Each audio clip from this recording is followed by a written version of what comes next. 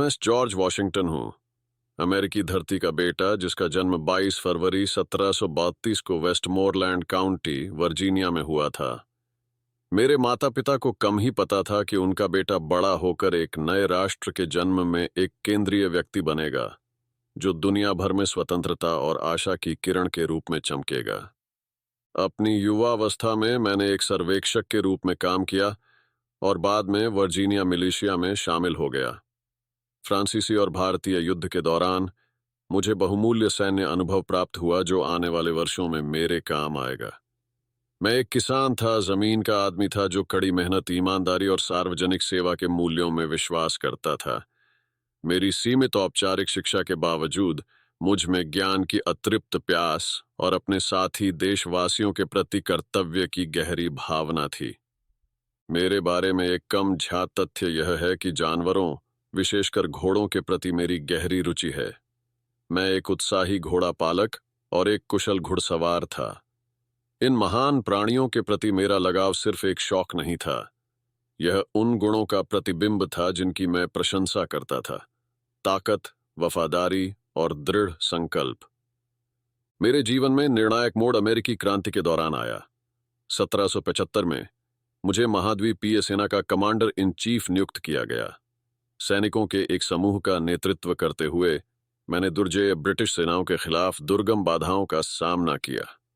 दृढ़ता, रणनीतिक प्रतिभा और अटूट दृढ़ संकल्प के माध्यम से हमने उल्लेखनीय जीत हासिल की, जिसमें 1771 में यॉर्कटाउन में निर्णायक जीत भी शामिल थी, जिसने क्रांतिकारी युद्ध को प्रभावी ढंग से समाप्त कर दिया।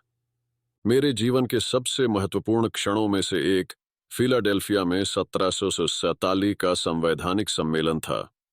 मुझे उस सम्मेलन के अध्यक्ष के रूप में चुना गया, जहां हमने संयुक्त राज्य अमेरिका के संविधान का मसौदा तैयार किया, जो हमारी लोकतांत्रिक सरकार की नींव है। इस ऐतिहासिक दस्तावेज को आकार देने में मेरा प्रभाव महत्वपूर्ण था, जिसने सीमित सरकार, जांच और संतुलन और व्यक्तिगत अधिकारों की सुरक्षा के सिद्धांतों को स्थापित किया। संविधान उन स्थायी मूल्यों के प्रमाण के रूप में खड़ा है जो इस राष्ट्र को परिभाषित करते हैं। 1779 में मुझे सर्वसम्मति से संयुक्त राज्य अमेरिका का पहला राष्ट्रपति चुना गया। यह क्षण हमारे महान गणतंत्र के जन्म का प्रतीक है। अपने राष्ट्रपति पद के दौरान मैंने उन मानदंडों और मिसालों को स्थापित करने के लिए अथक प्रयास किया जो राष्ट्रपति के कार्यालय को परिभाषित करेंगे। मैंने राजशाही के जाल का विरोध किया और लोगों द्वारा और लोगों के लिए सरकार की वकालत की। 2 कार्यकाल पूरा करने के बाद पद छोड़ने के मेरे फैसले ने युवा लोकतंत्र को तानाशाही के खतरों से बचाने, सत्ता के शांतिपूर्ण हस्तांतरण के लिए एक महत्वपूर्ण मिसाल कायम की।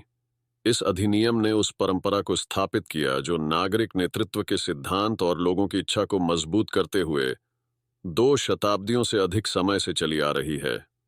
इतिहास पर मेरा प्रभाव न केवल जीती गई लड़ाइयों या निर्धारित नीतियों में निहित है, बल्कि उन मूल्यों में भी है जिन्हें मैंने बरकरार रखा: अखंडता, विनम्रता और व्यापक भलाई के लिए अटूट प्रतिबद्धता।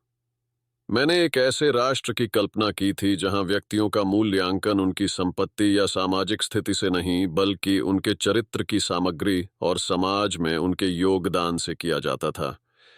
जैसा कि मैं उस राष्ट्र को देखता हूं जो हम बन गए हैं, मैं आपसे, मेरे साथी अमेरिकियों से, उन आदर्शों को बनाए रखने का आग्रह करता हूं जिन्होंने हमें शुरू से ही परिभाषित किया है। आइए हम अपनी एकता को संजोएं, अपनी विविधता का सम्मान करें और उन स्वतंत्रताओं की रक्षा करें जिनके लिए देशभक्तों की पीढ़ियों ने संघर्ष किया और बलिदान दिया है।